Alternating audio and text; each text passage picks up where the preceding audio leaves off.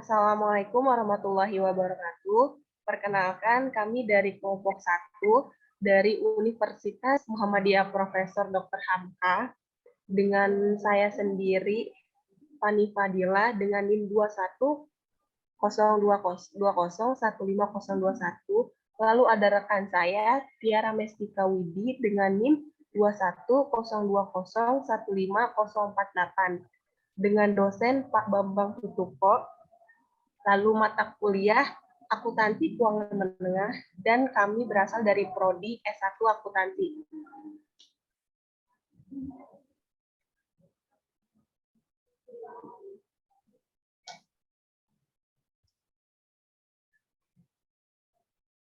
Kami di sini kelompok 1 ingin membawakan pembahasan tentang laporan laba rugi komprehensif. Materi yang akan dibawakan oleh teman saya, Tiara.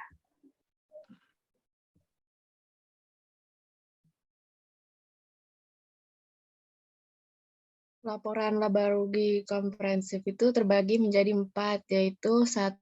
Pengertian laporan laba rugi komprehensif. Yang kedua, elemen laporan laba rugi. Yang ketiga, format laporan laba rugi. Keempat, penyajian operasi yang dihentikan.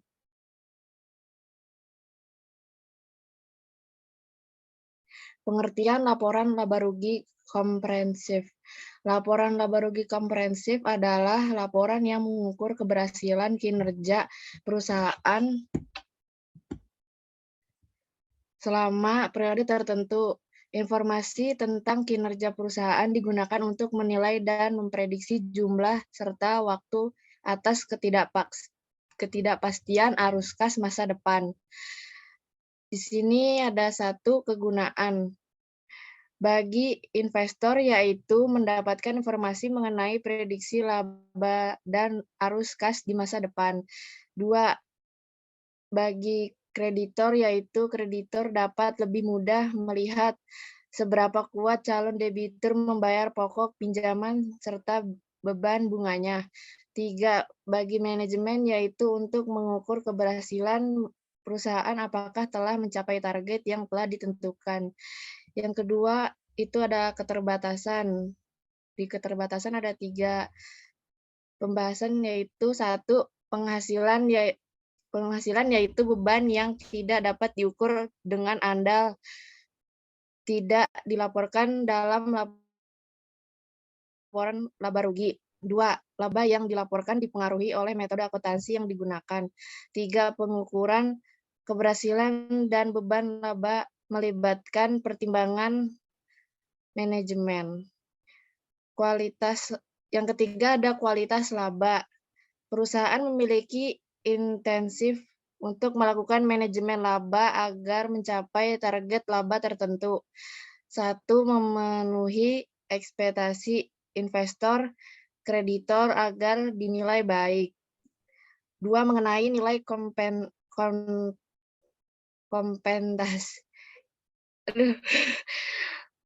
kenaikan nilai kompensasi manajemen. Dengan demikian, kualitas laba sangat penting karena dapat dipengaruhi manajemen laba yang dapat merusak informasi yang dihasilkan laporan keuangan dan menjadi informasi yang menyesatkan.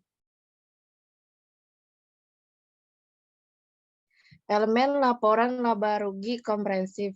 Pengakuan dan pengukuran keberhasilan dan beban untuk menghasilkan laba sebenarnya bergantung pada konsep yang digunakan.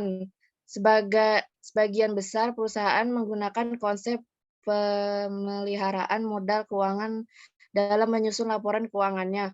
Menurut konsep ini, laba hanya diperoleh apabila jumlah finansial atau uang dari aset neto pada akhir periode melebihi aset neto pada awal periode. Elemen laba rugi komprehensif dibagi menjadi 2, penghasilan dan beban. Penghasilan adalah kenaikan manfaat ekonomi selama periode akuntansi yang menyebabkan kenaikan aset neto ekuitas dalam bentuk penambahan atas pemasukan aset atau penurunan liabilitas yang tidak berasal dari kontribusi pemilik modal. Beban adalah penurunan manfaat ekonomi selama periode akuntansi yang menyebabkan penurunan aset neto ekuitas dalam bentuk arus keluar atau berkurangnya aset atau bertambahnya liabilitas yang bukan termasuk distribusi kepada pemilik.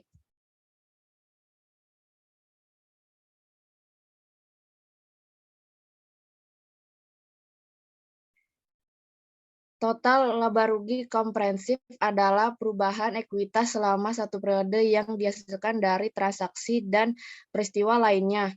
Selain perubahan yang dihasilkan dari transaksi dengan pemilik dana adalah kapasitasnya sebagai pemilik.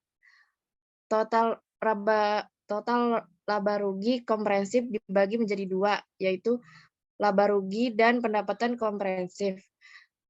Total pendapatan dikurangi beban yang tidak termasuk dalam komponen pendapatan komprehensif lain. Sedangkan pendapatan komprehensif berisi pos-pos pendapatan dan beban yang tidak diakui di dalam laba rugi sebagaimana disyaratkan oleh SAK lainnya.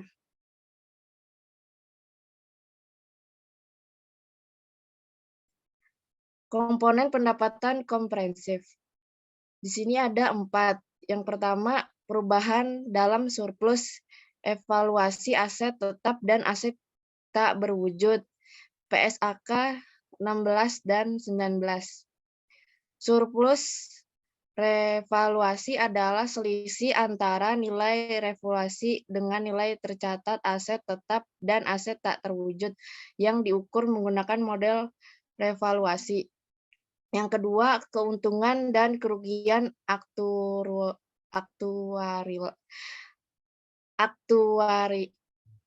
aktuarial atas program manfaat yang pasti diakui PSAK 10. Terdiri atas penyesuaian akibat perbedaan antara asumsi aktuarial dan kenyataan, dan dampak perubahan asumsi aktuarial. Yang ketiga, keuntungan dan kerugian yang timbul dari penjabaran laporan keuangan dan etisitas orang.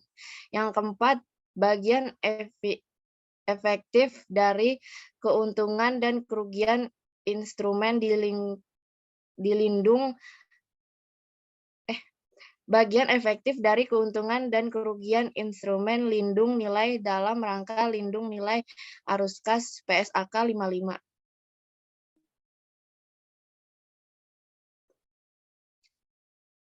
Format laporan laba rugi komprehensif, yaitu ada 2, bentuk tunggal dan bentuk ganda.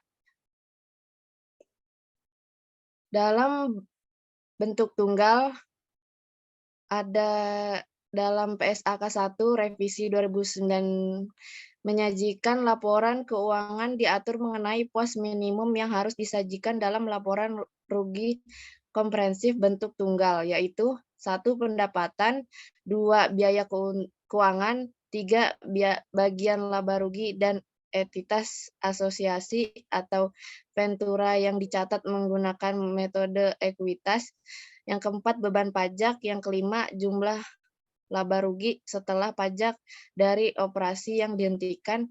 6. Laba rugi. 7. Komponen pendapatan komprehensif lain yang diklarifikasikan menurut sifat.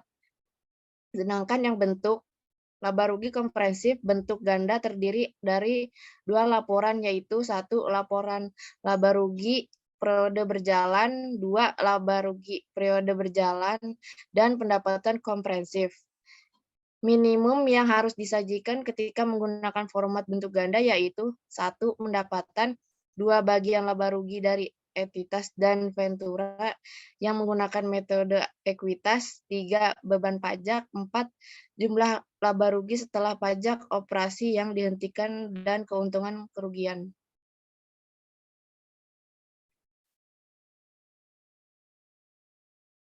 Laba rugi komprehensif bentuk tunggal. Berikut penjelasan dari masing-masing laporan laba rugi komprehensif di atas. Pendapatan adalah jumlah pendapatan neto yang terdiri atas penjualan setelah dikurangi dengan diskon dan return penjualan selama periode laporan. Beban pokok penjualan menunjukkan beban pokok penjualan yang berkait langsung untuk menghasilkan penjualan selama periode laporan. Laba bruto berasal dari pendapatan dikurangi dengan beban pokok penjualan. Pembedaan antara gabungan pos pendapatan dan gabungan pos beban dengan cara berbeda mungkin saja diperlukan untuk menyajikan ukuran kinerja perusahaan dengan derajat cakupan yang berbeda. Di sini ada biaya distribusi yang berisi informasi tentang beban yang terjadi akibat upaya perusahaan mendapat penjualan selama periode laporan. Yang kedua, beban administrasi berisi informasi beban umum administrasi selama periode laporan. Yang ketiga, beban lain-lain mencakup transaksi selama periode laporan yang tidak dapat dikelompokkan ke dalam pendapatan dan beban. Keuntungan dan kerugian dari penjualan aset tetap dan penurunan nilai aset dilaporkan di bagian ini. Selain itu, pendapatan lain seperti pendapatan sewa, pendapatan dividen, dan pendapatan bunga juga dilaporkan di sini. Yang keempat, beban pendanaan merupakan pos terpisah untuk menampung informasi biaya pendanaan perusahaan, yaitu beban bunga selama periode laporan. Yang kelima, laba sebelum pajak merupakan total laba sebelum pajak penghasilan. Yang keenam, beban pajak penghasilan merupakan beban pajak penghasilan yang dikenakan terhadap laba sebelum pajak penghasilan. Yang ketujuh, laba tahun berjalan merupakan hasil neto laba perusahaan selama satu periode. Yang kedelapan, kepentingan non-pengendalian, penyajian alokasi laba tahun berjalan dan laba komprehensif kepada hak minoritas atau kepentingan non-pengendali.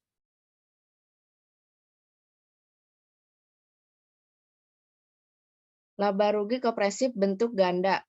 Pada laporan laba rugi komprehensif bentuk ganda, informasi alokasi laba rugi periode berjalan kepada pemilik entitas induk dan kepentingan non-pengendali disajikan di laporan laba rugi terpisah, sedangkan alokasi total laba komprehensif disajikan pada laporan laba rugi komprehensif. Yang kedua, jika perusahaan menggunakan format laba rugi bentuk ganda, maka perusahaan menyiapkan dua laporan, yaitu laporan laba rugi periode berjalan dan mendapatkan pendapatan komprehensif lainnya.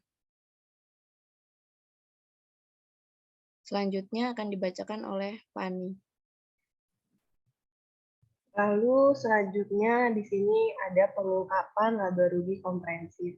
Dalam pengungkapan laba rugi komprehensif ada beberapa hal yang mendasari pengungkapan tersebut. Yang pertama, pelepasan aset tetap.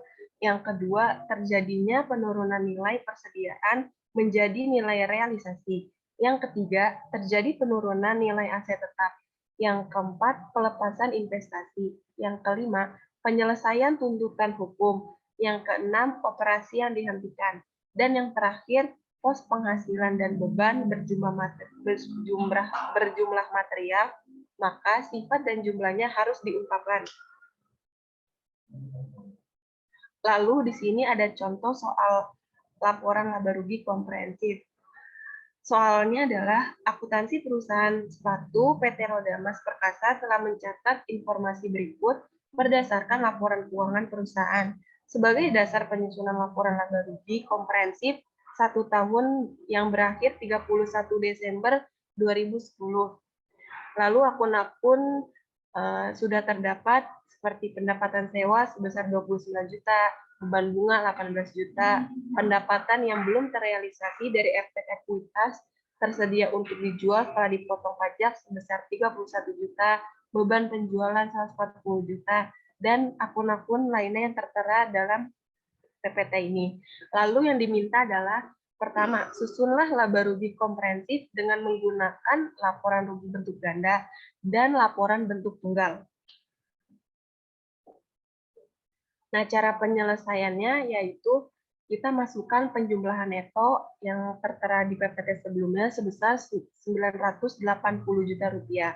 Lalu kita masukkan kembali beban pokok penjualan senilai Rp181 juta.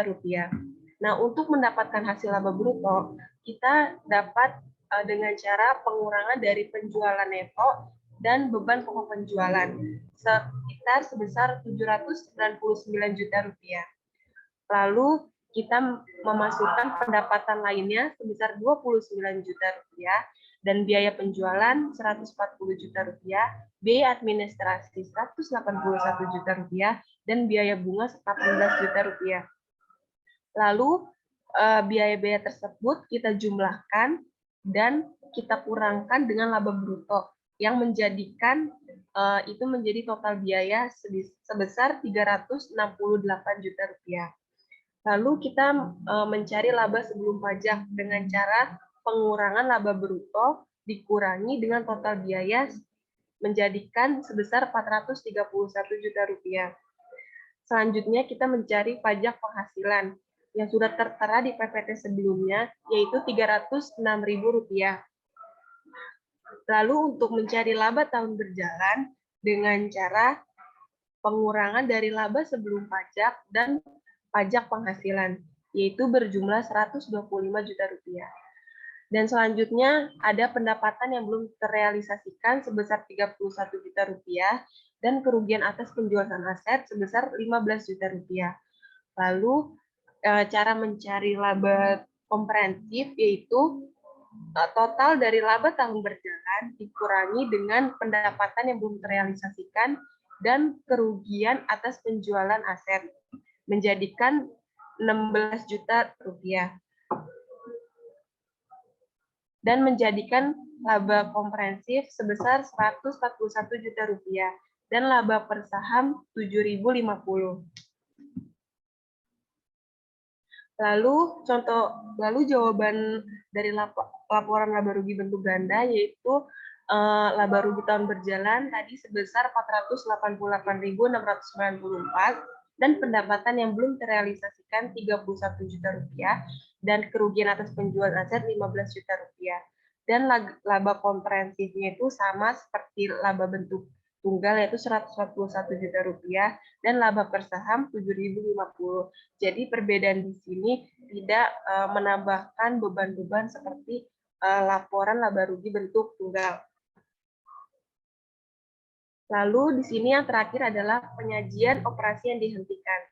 Pada laporan laba rugi komprehensif, perusahaan menyajikan satu jumlah yang terdiri atas jumlah yang pertama, laporan laba rugi operasi setelah pajak dari komponen operasi dihentikan, dan yang kedua, laba atau rugi yang diampuni dari pelepasan operasi dihentikan atau penyesuaian karena pengukuran ke nilai wajar neto sebelum pelepasan.